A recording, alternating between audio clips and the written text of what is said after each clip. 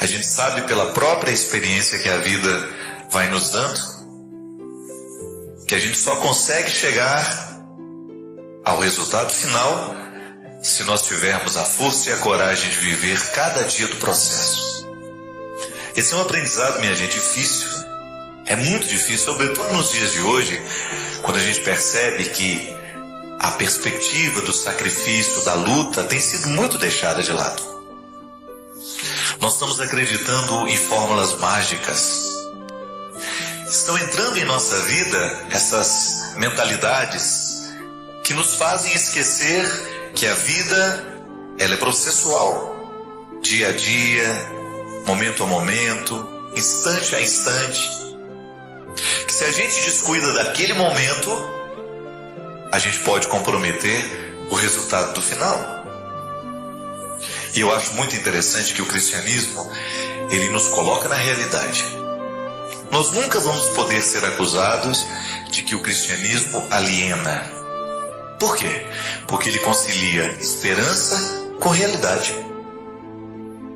Ele abraça, ele costura no mesmo tecido a esperança de um futuro melhor com a responsabilidade de construir no hoje da vida essa esperança. A escatologia cristã, ela está contextualizada no grande escatom, no grande dia final, mas na história.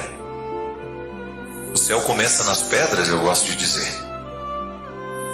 É nessa dura experiência de sermos quem somos, de ter defeitos, de ter limites, de ter qualidades, a gente experimentar na dureza do nosso chão o lugar onde nós semeamos as esperanças do futuro. É assim. Educar um filho é assim. Construir um bom relacionamento de casamento, de namoro, de amizade é assim. No agora da vida nós temos as dificuldades, mas nós as vencemos porque temos os nossos olhos fixos naquilo que nós esperamos. Eu me recordo que uma vez, um grande homem, não preciso citar o nome dele aqui, vivendo um determinado momento difícil da vida dele, ele disse assim: tenho experimentado muitas dores e dificuldades, muitas traições na minha vida. E tenho aprendido que se um homem perde a fé, ele ainda consegue de alguma maneira sobreviver. Agora, se ele perde a esperança, não resta mais nada. Pode haver, num primeiro momento, quando a gente escuta essa frase, pode parecer estranho a nós, mas é verdade. A fé, ela pode ser reconstruída desde que a esperança tenha permanecido. Uma pessoa sem esperanças é uma pessoa que já não tem muitas perspectivas, ela já não espera.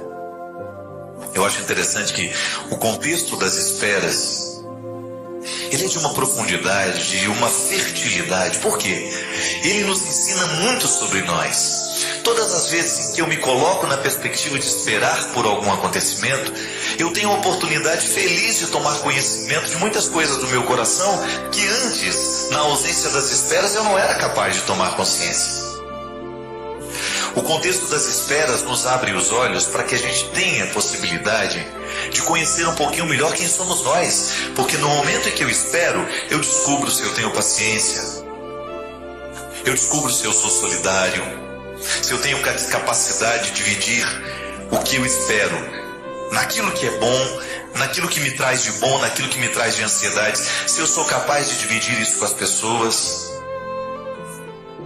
O contexto das esperas me ensina se eu sei guardar segredo, se eu sei manter dentro do meu coração aquilo que é sagrado. O contexto das esperas nos coloca na análise dos nossos valores. Quanta gente se perde no momento que espera porque se desprende dos seus valores? Às vezes uma coisa muito boa vai acontecer na vida e porque ela já está na expectativa daquelas coisas boas que vão acontecer, ela esquece de prestar atenção em quem está do lado. É como preparar uma viagem, né?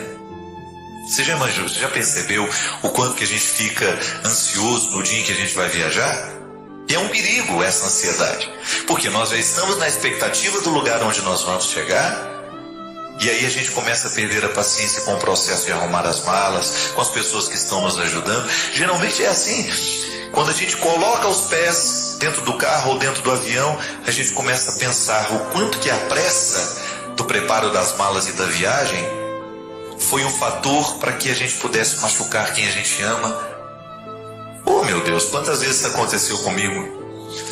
Quantas vezes eu entrei dentro do meu carro depois de ter ido lá passar uns dias com a minha mãe, depois de ter visitado alguém, e aí chorei amargamente por um arrependimento de não ter feito aquilo que poderia ter feito, de ter ali naqueles últimos momentos ter machucado por causa das minhas expectativas de ir embora, de não ter tido paciência com quem estava ali. Às vezes acontece comigo isso, naquela vontade, ânsia de ir embora, eu saio ferindo quem está por perto.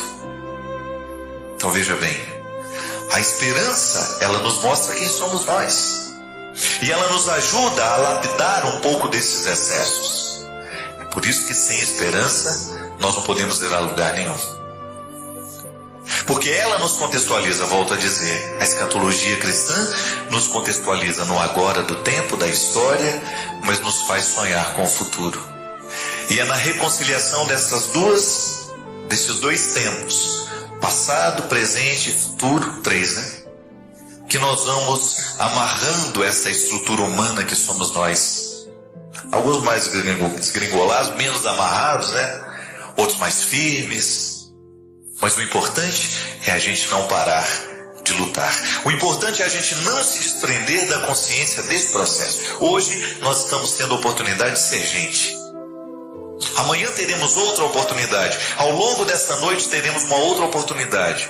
Todo momento presente, agora é o momento.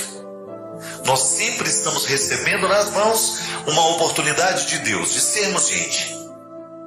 E a maneira como nós somos gente passa pelo tanto que a gente espera, pelo tanto que a gente desespera, pelo tanto que a gente ama, pelo tanto que a gente odeia, pelo tanto que a gente perdoa, pelo tanto que a gente machuca, magoa. É a escolha de cada instante que vai nos determinando. E a gente quem tem que ter consciência e pedir a Deus o tempo todo isso, que hoje a gente não se esqueça que no agora da vida nós estamos tendo a oportunidade de ser gente.